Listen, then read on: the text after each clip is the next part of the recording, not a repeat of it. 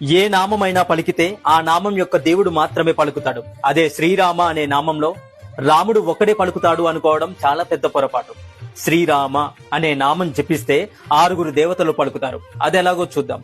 రామ అంటే శ్రీరామచంద్రుడు పలుకుతాడు అని మనందరికీ తెలుసు. రామ అనే నామం పలికిన చోట, ఉన్న చోట అందరికన్నా ముందర వచ్చి ఆ నామాన్ని విని ఆనందించేది నిస్సందేహంగా స్వామి హనుమంతుడే.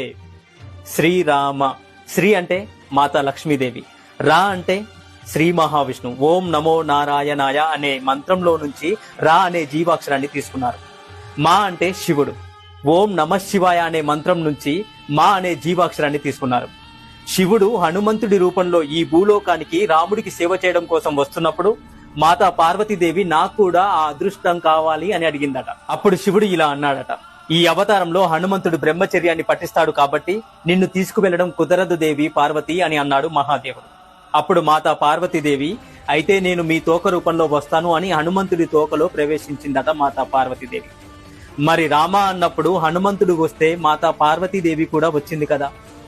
శ్రీరాముడు, హనుమంతుడు, లక్ష్మీదేవి, శ్రీ మహావిష్ణువు, శివుడు, మాతా పార్వతీదేవి ఒక్క నామం పలికితే ఈ 6 దేవతలు వచ్చి ఆశీర్వదిస్తారు. అందుకు Download ShareChat.